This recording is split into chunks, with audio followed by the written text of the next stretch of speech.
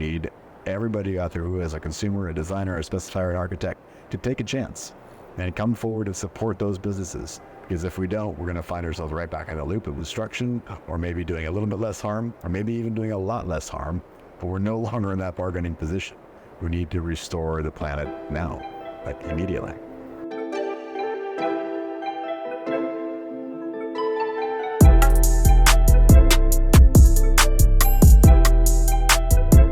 Have you ever considered how many chemicals you encounter on a daily basis? It's not something most of us typically think about unless there's a strong odor present or a warning label in eyesight. But the fact of the matter is, there's almost no escaping them. Chemicals are present in the fabrics covering our bodies, it's in our furniture, food packaging, the materials used to build our homes and manufacture our cars, in our cookware, and the list goes on. In fact, if you do any kind of online search about the number of chemicals in use, you're likely to come across an often quoted stat ranging from 84,000 to 86,000. The truth is, it's not quite that high. As of 2023, the EPA reported that of the more than 86,000 chemicals on its TSCA inventory, just over 42,000 are actually active. A more palatable figure to be sure, but that's still a ton of chemicals in use.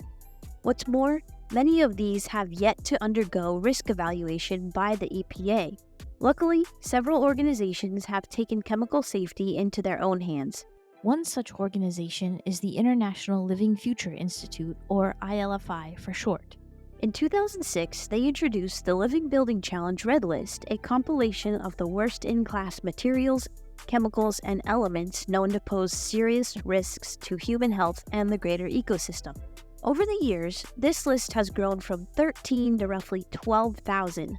Quite a daunting figure. So to learn more about the Red List and how designers can best utilize it, I met with Mike Johnson, Director of Materials at ILFI. So here's that interview from the Greenbelt Conference. How long have you been involved with ILFI? I have been involved indirectly with ILFI since about 2000 when they were the Cascadia Green Building Council. And that was with my former business that I had in Portland, Oregon. And then after that, I was working with them in tandem on the Living Product Challenge and the Declare labels and some other programs when I was director of sustainability for materials manufacturers. And then most recently, I came on board to the staff about a year and a half, no, it's a little over a year ago. What prompted the creation of that initial list? Yeah, I wasn't there at the time, but I think the idea, and which still resonates today, is that nobody should be exposed in the place of living or the place of work to toxic chemicals or toxic exposures all the time, especially when we don't have any of the toxicological data to show what is safe and what is safe together or separate. We're surrounded by so many chemicals each and every day, and most of us are going to spend about 90% of our lives indoors. So identifying the worst of the worst offenders that were most common in the buildings was the easiest place to start to really ensure that everybody had access to healthy spaces to live and breathe. How do you know how they determined kind of what that initial list was? Yeah, so as far as I understand, the first list was based on Pharos and some other well-respected lists, but also most importantly on what was most prevalent. So the presence of cadmium, presence of lead, that was commonly in building materials that we had toxicological data showing harm. That was sort of the easiest way to just to kick it off, right? Let's figure out what's the most harmful, the most prevalent, and just eliminate that, get that as part of the challenge. So how many chemicals were on that initial list versus today? Yeah, it was a list of 13. Versus today, I think we're sitting at about 12,000. Wow. Yeah. Recently, we just added the entire chemical class of PFAS. And that actually was, I think, about 5,500 if memory serves properly. So that was a big addition. But over the years, all of these research lists from around the world that are showing more and more data that suggests that some of these chemicals we know are bad or we strongly suspect could be bad. And again, it's one of the most important things to keep in mind is isolated chemicals we understand to some degree or perhaps no degree at all. But we don't have a very good understanding of what these chemicals do in combination with one another. And what happens when we're exposed constantly. We may be able to handle one chemical at a time, or maybe 30 chemicals at a time. But what happens when you're exposed to 200 at a time? especially when you don't know what they are or how they interact. It's just the precautionary principle is a really good thing to follow by, and using something like the red list is a big help in doing so. So I have so many questions around that. But even just with the PFAS edition, how did that add so many? Because you think of PFAS, okay, that's one chemical, but is it all these, does it take shape in all these different forms, or? There are so many different chemicals in the PFAS down there. Okay. There's so many permutations, and one thing that is hard to do properly when you're dealing with chemicals is to identify, say something like a BPA, right? If you identify a BPA as a problem and you work as an industry or as a movement to remove it from products, but you don't know about or eliminate a BPS, for example, then you have regrettable substitutions that are in place without the public knowing that may be equally bad or worse. So sometimes, again, that precautionary principle of let's look at this as a class of chemicals. We know that some of them have harmful properties. We know these are going to be the quote-unquote forever chemicals. So let's just address them as a class. Let's get rid of them, especially in the places where they're not absolutely fundamentally critical to be in the product in the first place. Why expose anybody to that? Yeah.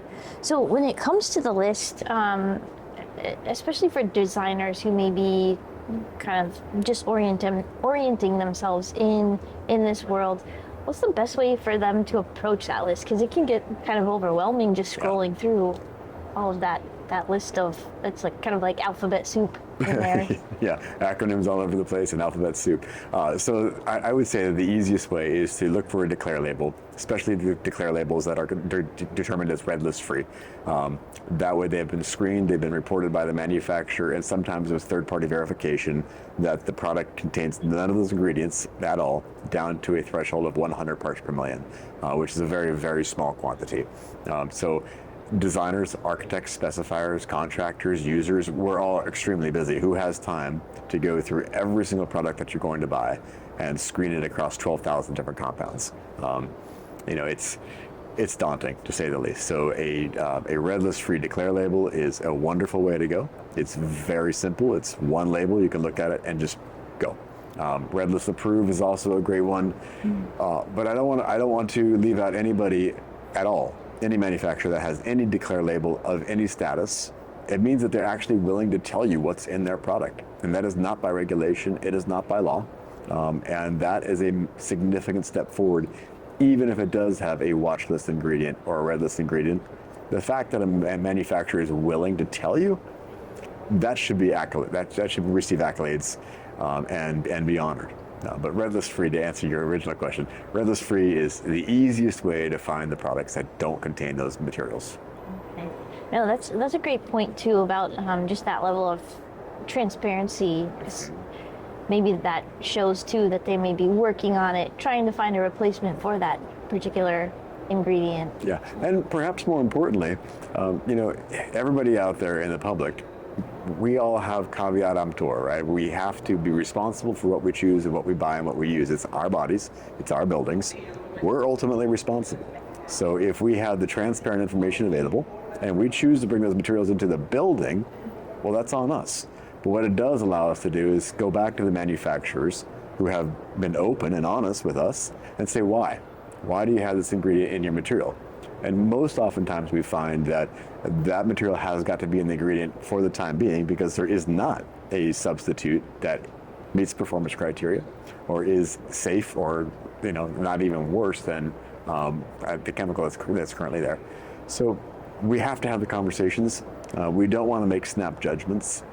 That said, if you can choose one product that is red list free and meets your performance criteria, choose it. Because it's a safer product from an exposure standpoint. But which sustainable and healthy building certification programs recognize declare labels and living product challenge? ILFI is very fortunate that most of the systems around the world, the challenges around the world, are recognizing both declare labels and the living product challenge. Declare labels, to be clear, is a materials transparency label, whereas the living product challenge is a holistic look at the environmental and social and health aspects of a product. And in order to achieve living product challenge certification, a manufacturer must scientifically prove and have third-party validation that the product made the world in a better state after it was made than had it not been made to begin with. So that's what we refer to as restorative or regenerative, and that's super exciting. So to go back to your question, LEED recognizes both GBCA, which is the Australian version of green building, recognize it, Green Star in New Zealand and Oceania, of course, certification here in the United States, Living Building Challenge, of course, Green Building Enterprise. What am I forgetting here? I know there's so many. There are so many, but the key underpinning of most certifications now, I should say most certifications that are recognized for being robust and real, really is transparency, some sort of assessment, some sort of environmental statement of impact or benefit, and now increasingly more social equity. And we have, I think as an industry, been far too used to looking at singular aspects and choosing health versus environment versus social. And at this state in history, we don't have that luxury anymore. We really need to choose regenerative and restorative. So I think the one thing that I would recommend to anybody and everybody considering any material, whether it's for personal use, home use, business use, a massive project, whatever it is, look for anything that has restoration or regeneration as part of its manufacturing process that's verified, or manufacturers that are on that track. And the easiest way to do that is Living Product Challenge or Cradle to Cradle Platinum. The highest level of Cradle to Cradle also goes to that extent. And there's, in the privacy of our own homes, we can look for regenerative organic certification. We can look at that on foods right now. They're available to us today, so that the very food we're eating is helping to regenerate the earth upon which we depend. So I think we need to move past the paradigm very quickly of just looking at redlist, just looking at health, just looking at environment. We need to look at the whole picture, recognize that we're in a very, very dangerous place right now on a planetary level, and start to make corrective action urgently. Mm-hmm. Well, I'm glad you brought up the difference between Declare and then Living Product Challenge. Yeah. I think there's a lot of, myself included, a lot of just confusion around that. But I'm also curious about the regenerative. Is that now listed, or will it say regenerative on it? No, for the most part, anybody who's interested in regenerative or restorative really needs to seek that out right now. And if we rewind to 2015 for a quick minute, sitting, I think it was Greenbuild DC, or it was Greenbuild, maybe it was Philadelphia. All of this was just starting to come online, right? The whole idea of asking for an HPD or a Declare label, the whole idea of asking for an EPD was brand new, because LEED was introducing that in LEED version 4.0. And it seemed like such a heavy lift, like such an impossible thing to ask for. And manufacturers are saying, this is impossible information to get, it's too expensive, we can't do it. Fast forward to today, and in this very building, hopefully over the next few days, we will now make that as part of a baseline expectation. And this is something that we should be doing, right? We as Americans have the luxury of not worrying about the food that we put in our mouth because of food safety laws and food disclosure laws. You get to choose what you eat because it's on every package by law. So why isn't this just a baseline expectation for our buildings? But again, I think the most important messaging right now around restoration and regeneration, this is an urgent need. This is doable. It's been proven time and time again. Living buildings exist today. Those are buildings that actually give back more to the planet and society and to human health than they take to construct and operate. We have living products that have been certified for years. We're trying to grow that program. And there are a lot of manufacturers that are on that pathway that haven't achieved it, that should be upheld. We should be giving them all of our support, 100% of our support at every turn. That's the only way we're going to make it. It's the only way we're going to make the turn to a regenerative society. Do you anticipate this being a quicker change now? I mean, it's been in the works for so long. Do you see things starting to change? Yes, I see a lot of change happening at a much more rapid pace, both for good and for bad. Humans tend to appear to tend to be reactive instead of proactive for the most part. And we are starting to see signals from the planet that are suggesting that we need to act very, very urgently, and we need to act with intention and science. We need verifiable moves, and we need a lot of really good-intentioned people and good-intentioned manufacturers making those steps, being willing to take those risks.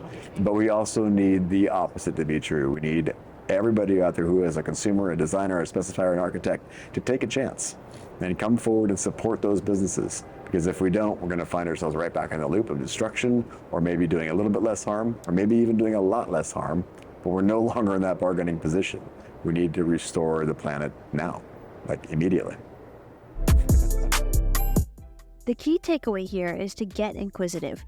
Look for declare labels, ask manufacturers, vendors, and suppliers for ingredient lists. Just as you likely wouldn't eat any packaged food that didn't have a nutritional label on it, start to think about materials and other products in the same way. It's the only way we'll begin to build a safer, healthier environment.